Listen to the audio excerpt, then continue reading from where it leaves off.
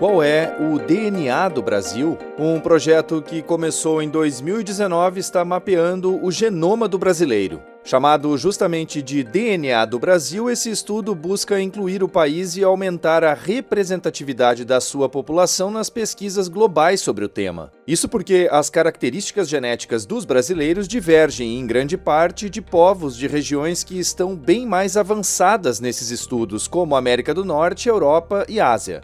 E, ao mesmo tempo, são compostas por descendentes de imigrantes dessas regiões, bem como de povos nativos e africanos. Além disso, o mapeamento tenta identificar variações genéticas relacionadas às características de saúde da população e estudar a identidade do brasileiro, detectando componentes genéticos para entender melhor a história e a evolução do povo.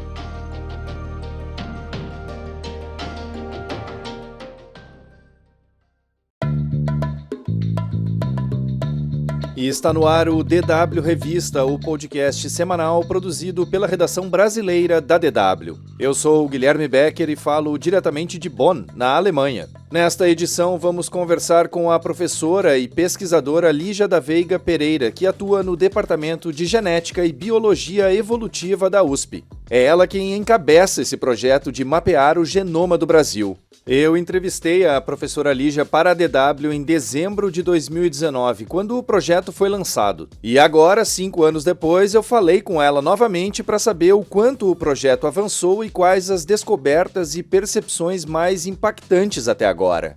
Nós todos somos brasileiros natos, né? Mas assim, não existe um brasileiro. Como é que é o DNA do brasileiro? Tem brasileiro que não é misturado, mas se for muito misturado, eu vou achar que é brasileiro.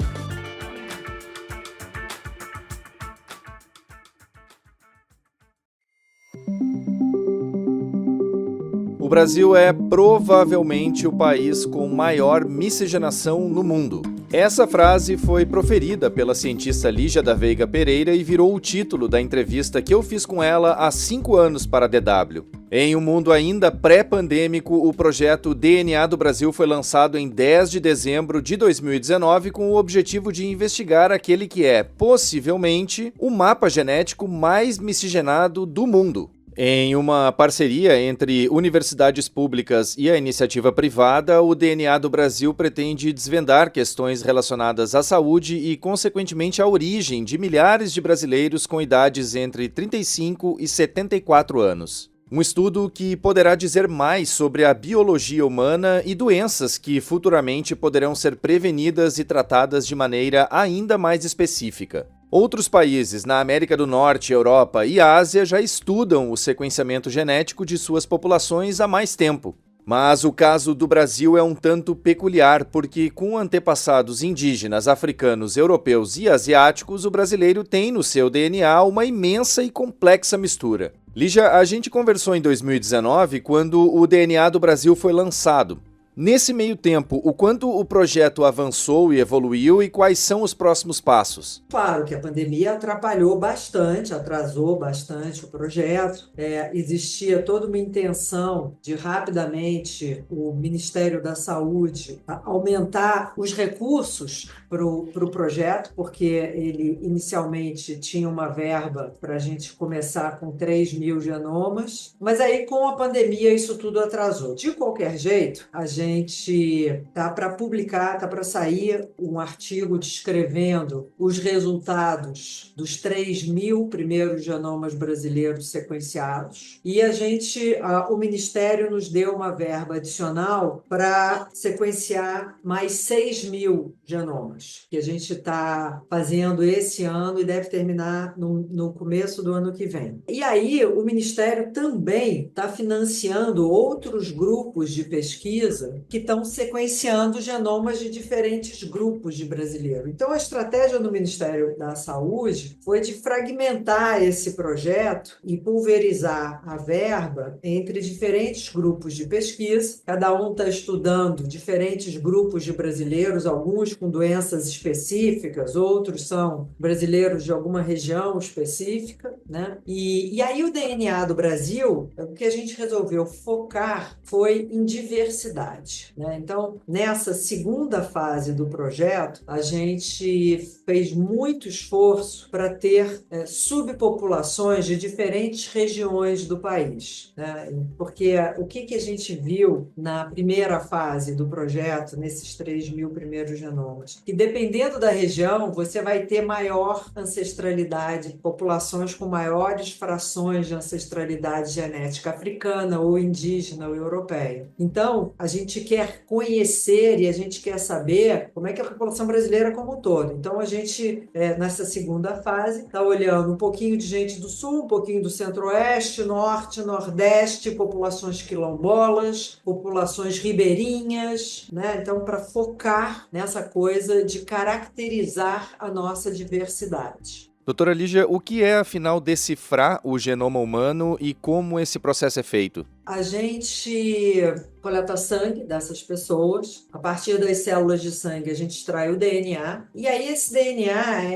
ele é basicamente enfiado numa máquina e devolve para a gente a sequência daqueles A, T, C, G, né? Então, assim, o nosso genoma é como se fosse uma grande receita que a natureza segue para a formação e o funcionamento de uma pessoa. E então, essa receita, ela é escrita com esse alfabeto de 4 letras, que são as 4 bases lá do DNA, A, T, C e G. O genoma humano, o genoma de cada um de nós, contém 3 bilhões e 200 milhões dessas letras, numa sequência muito específica. Então, quando a gente fala de sequenciar o DNA de uma pessoa, é a gente determinar a sequência específica desses 3,2 bilhões de letras que compõem o DNA daquela pessoa. E por que eu estou falando daquela pessoa? Não existe um genoma humano. Cada um de nós é o resultado de um genoma humano um pouquinho diferente um do outro. Por isso que cada um de nós somos um pouquinho diferentes uns dos outros, né? Então, esse um pouquinho, aliás, é interessante, né? Nós somos 99,9% idênticos em sequência do nosso DNA, do nosso genoma. Então, esse 0,1% de diferença que vai existir na sequência do DNA de cada um de nós é que é responsável pelas nossas características individuais. Então, a gente está interessado em entender isso, né? Como é que essas pequenas variações estão determinando ou influenciando as nossas características individuais, as nossas predisposições a doenças, como é que a gente responde a algum medicamento. Isso tudo está escrito aí nessas variações. Na época em que a senhora me concedeu aquela primeira entrevista, em 2019, os 3 objetivos do Projeto DNA do Brasil eram incluir o Brasil e aumentar a representatividade da nossa população no mapa dos estudos genômicos realizados no mundo, identificar variações genéticas relacionadas às características de saúde da população e estudar a nossa identidade, detectando componentes genéticos para entender melhor a nossa história e a evolução do povo brasileiro. Esses objetivos foram alcançados, doutora Lígia?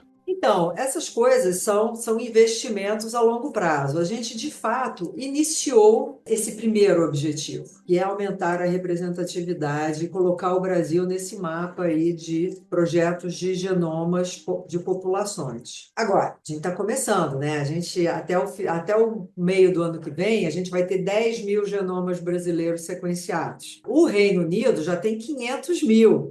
É esse o número que a gente precisa chegar. Então, esse primeiro objetivo, a gente começou a construir, mas isso é uma construção a longo prazo. O segundo objetivo, para a gente começar a fazer essas descobertas, a gente precisa que que essa plataforma esteja grande, para a gente poder começar a ter poder estatístico para fazer essas descobertas. Então, de novo, isso é um investimento a longo prazo. Esse terceiro objetivo, a gente começa a desvendar isso. Esse artigo que a gente vai publicar, a gente focou justamente nessa parte de entender como é que os genomas indígenas, europeus e africanos se misturaram, né, para dar origem aqui à população brasileira atual. E que marcas da história da formação da nossa população estão no nosso DNA. Então, por exemplo, uma coisa super interessante, quando a gente vai olhar o cromossomo Y, a maior parte, 75% dos cromossomos Y brasileiros, ou desses 3.000 brasileiros que a gente sequenciou, têm ancestralidade de origem europeia. A gente acha muito pouco o cromossomo Y de ancestralidade indígena. Isso é uma marca que foi deixada da nossa colonização, né? Quando a gente vai olhar agora o DNA mitocondrial, que é um DNA que a gente herda da nossa mãe, que fala da herança materna, ele está muito melhor distribuído, 1/3 europeu, 1/3 africano, 1/3 indígena. Mas a parte paterna é predominantemente europeia. Então isso é uma cicatriz, né, de uma colonização de um povo dominante sobre povos dominados. Então é super interessante. A gente também encontra misturas de DNAs africanos, de povos de diferentes regiões da África, que nem se encontram na África. Esses DNAs se misturaram aqui no Brasil. Essas pessoas foram trazidas para cá e se misturaram. Do ponto de vista médico,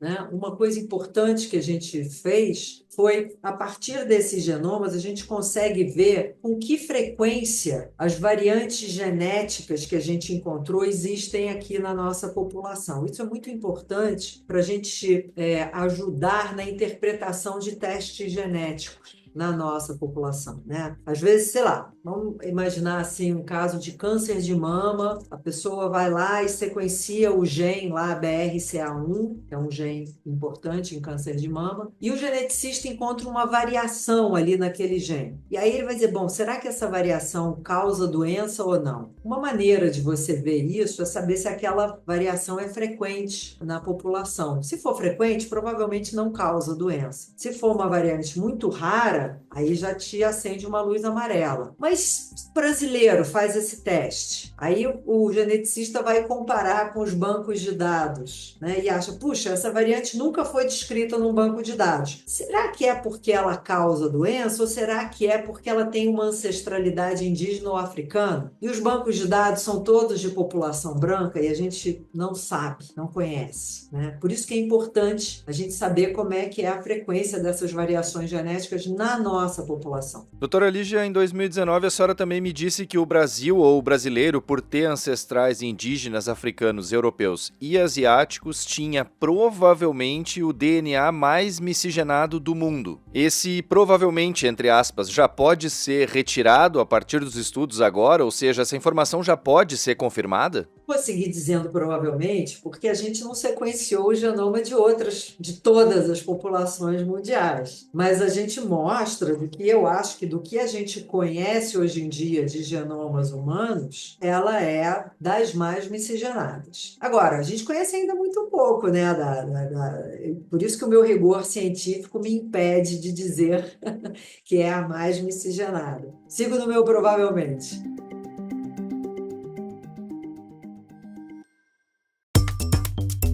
Antes de seguir com esse episódio, eu queria lembrar que o DW Revista pode ser acessado por meio de plataformas como o Spotify, onde basta procurar pela playlist DW Revista. Além disso, tem no Deezer, iTunes, Google Home e Alexa. Em tablets ou celulares, é só baixar o aplicativo Google Assistente para Android ou iOS. Doutora Lígia, e como foi possível conseguir voluntários para esses testes? O que a gente fez foi o seguinte, a gente fez parcerias, colaborações com grupos acadêmicos que já vinham estudando a saúde de diferentes grupos de brasileiros. Então, esses brasileiros já estavam participando desses estudos. O que a gente fez foi adicionar o sequenciamento do genoma dessas pessoas. O recrutamento das pessoas já tinha sido feito lá atrás. Para encerrar, doutora Lígia, eu queria te perguntar o seguinte: existe um brasileiro nato? Nós todos somos brasileiros natos, né? Mas assim, não existe um brasileiro. Como é que é o DNA do brasileiro? Se você for no sul, vai ser diferente do que você for, ou mesmo dentro de cada região, né? Agora, se eu ver o DNA de uma pessoa, que é uma mistura de indígena, africano e europeu, eu vou desconfiar que é brasileiro. Então, você entende? Tem brasileiro que não é misturado, mas se for muito misturado, eu vou achar que é brasileiro. Mistura de africano que não se encontra na África. Dependendo de quais regiões da África, essa gente se encontrou foi no Brasil. A África é um continente. Então, tem gente na África que se encontra e não se mistura, mas como foram trazidos escravizados para cá, de diferentes regiões, esses DNAs se misturaram aqui, né? E você não encontra eles misturados na África, por exemplo.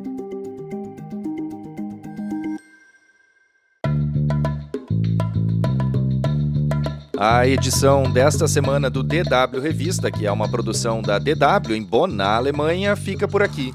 Fica aqui também meu muito obrigado à professora, pesquisadora e cientista Lígia da Veiga Pereira por todas as informações compartilhadas neste episódio. Mais conteúdos você encontra no nosso site dw.com/Brasil e também no canal da DW Brasil no YouTube. A produção, a apresentação e edição técnica do DW Revista são minhas, Guilherme Becker. A revisão final é da Érica Cocai e a coordenação é do Rafael Plezan. O DW Revista volta na sexta-feira que vem. Obrigado por acompanhar a gente e um bom final de semana.